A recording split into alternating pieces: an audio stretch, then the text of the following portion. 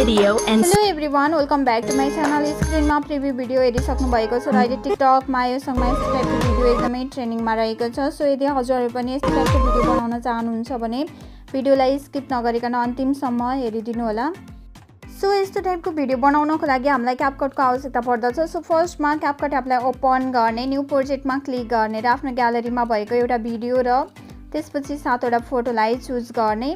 यदि हजुरहरूसँग क्यापकट एप छैन भने हजुरहरूले प्ले स्टोरबाट सजिलैसँग इन्स्टल गर्न सक्नुहुनेछ। र अब लास्टमा क्यापकटको वाटरमार्क रहेको हुन्छ। सो भिडियोको इन्डिङ पोइन्टमा जाने र लास्टमा रहेको इन्डिङलाई सिलेक्ट गर्ने र डिलिट अप्सनमा क्लिक गरिदिने।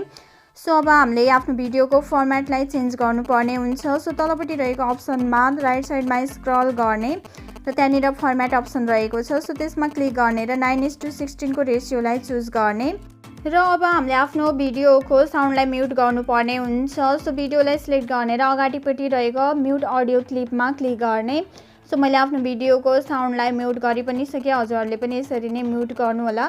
सो अब हामीले आफ्नो सबै फोटोहरूलाई जुम गर्दै स्क्रिनमा फिट गर्नुपर्ने हुन्छ। सो फोटोलाई सिलेक्ट गर्ने र दुईवटा औँलाको सहायताले कतिको जुम गर्नुपर्ने छ त्यही अनुसारले नै जुम गर्दै स्क्रिनमा फिट गर्ने।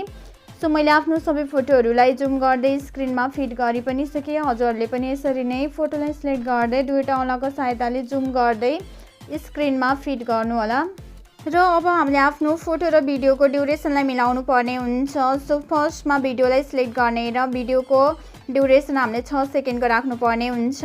सो हामीले आफ्नो भिडियोको स्पिडलाई बढाउन पनि सक्छौँ। सो त्यसको लागि भिडियोलाई सिलेक्ट गर्ने र तलपट्टि हजुरहरूले स्पिड भन्ने अप्सन देख्न सक्नुहुन्छ। सो त्यसमा क्लिक गर्ने, नर्मलमा क्लिक गर्ने र अब हजुरहरूले कतिको फास्ट गर्ने हो त्यही अनुसारले नै हजुरहरूले चाहिँ चुज गर्नुपर्ने हुन्छ। सो मैले 1.5 मा राखेँ। सो अब हजुरहरूले भिडियोको ड्युरेसन चाहिँ 6 सेकेन्डको राख्नुपर्ने हुन्छ। सो हजुरहरूले कति क्रप गर्ने हो त्यही अनुसारले नै स्प्लिट गर्दै हजुरहरूले भिडियोको ड्युरेसन चाहिँ मिलाउन सक्नुहुनेछ। सो हजुरहरूले स्प्लिटको अप्सन तलपट्टि देख्न सक्नुहुनेछ। सो मैले आफ्नो भिडियोको ड्युरेसन मिलाइ पनि सकेँ, हजुरहरूले पनि यसरी नै आफ्नो भिडियोको ड्युरेसन मिलाउनु होला र भिडियोको ड्युरेसन हजुरहरूले 6 सेकेन्डको राख्नुपर्ने हुन्छ। र त्यस्तै गरेर अब फोटोलाई सिलेक्ट गर्ने र फोटोको ड्युरेसन हजुरहरूले 0.8 सेकेन्डको राख्नुपर्ने हुन्छ। सो हामीले 6वटा फोटोको ड्युरेसन 0.8 सेकेन्डको राख्नुपर्ने हुन्छ। सो फोटोलाई सिलेक्ट गर्ने र फोटोको ड्युरेसन 0.8 सेकेन्डको राख्ने।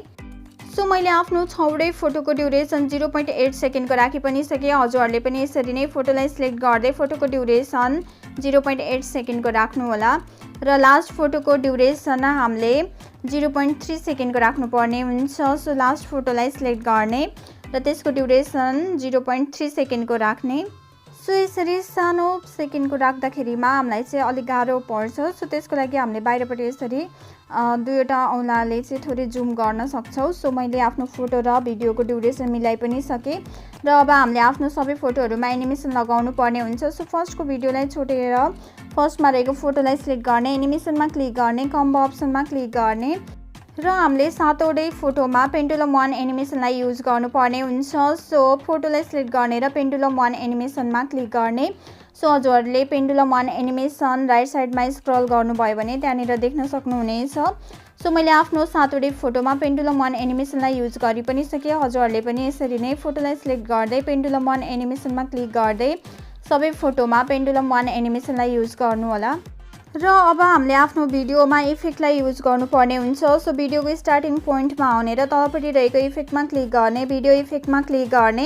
सो हजुरहरूले माथिपट्टि यहाँनिर डिटेल्स भन्ने देख्न सक्नुहुन्छ। सो पहिला चाहिँ यहाँनिर मोड भन्ने अप्सन रहेको थियो, सो अहिले चाहिँ अपडेट भएर डिटेल्स भन्ने अप्सन रहेको छ। सो त्यसमा क्लिक गर्ने र तलपट्टि स्क्रल डाउन गर्नुभयो भने त्यहाँनिर मिडियर भन्ने इफेक्ट रहेको छ। सो त्यसमा क्लिक गर्ने र टिक अप्सनमा क्लिक गरिदिने।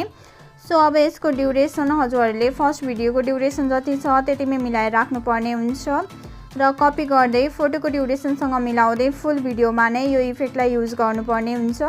सो हजुरहरूले कपीको अप्सन तलपट्टि देख्न सक्नुहुनेछ। सो यसरी हजुरहरूले ड्युरेसनसँग मिलाउँदै राख्नुभयो भने एकदमै पर्फेक्ट तरिकाले भिडियो चाहिँ रेडी हुन्छ। सो हामीले जहिले पनि इफेक्टलाई युज गर्दाखेरिमा फोटो र भिडियोको ड्युरेसनसँग म्याच हुने गरेर कपी गर्दै फुल भिडियोमा नै यो इफेक्टलाई चाहिँ युज गर्नुपर्ने हुन्छ। र अब हामीले आफ्नो भिडियोमा साउन्डलाई एड गर्नुपर्ने हुन्छ। सो ब्याक गर्ने, अडियो अप्सनमा क्लिक गर्ने, एक्सट्र्याक्टेडमा क्लिक गर्ने र जुन भिडियोको साउन्डलाई एड गर्न खोज्नु भएको छ त्यो भिडियोलाई सिलेक्ट गर्ने र इम्पोर्ट साउन्ड ओन्ली अप्सनमा क्लिक गरिदिने। सो हजुरहरूले देख्न सक्नुहुन्छ हाम्रो भिडियोमा साउन्ड आइसकेको छ र साउन्डको लिङ्क मैले हजुरहरूलाई डिस्क्रिप्सनमा राखिदिनेछु। सो हजुरहरूले त्यहाँबाट भिडियोलाई डाउनलोड गरेर आफ्नो भिडियोमा साउन्डलाई इम्पोर्ट गर्न सक्नुहुनेछ। र अब यो भिडियोलाई ग्यालरीमा सेभ गर्नको लागि माथिपट्टि एरो अप्सन रहेको छ। सो त्यसमा क्लिक गर्ने। सो अब यहाँनिर थोरै टाइम लाग्छ र हाम्रो भिडियो चाहिँ ग्यालरीमा सेभ हुन्छ र त्यसरी सेभ भएको भिडियोलाई हजुरहरूले आफ्नो टिकटकमा अपलोड गर्न सक्नुहुनेछ र लास्टमा डन अप्सनमा क्लिक गरिदिने। सो आजको लागि यति नै। भिडियो कस्तो लाग्यो मन परेमा लाइक, कमेन्ट, सेयर र सब्सक्राइब गर्न भने नभुल्नुहोला। Thank you so much for watching my videos. Bye bye, see you.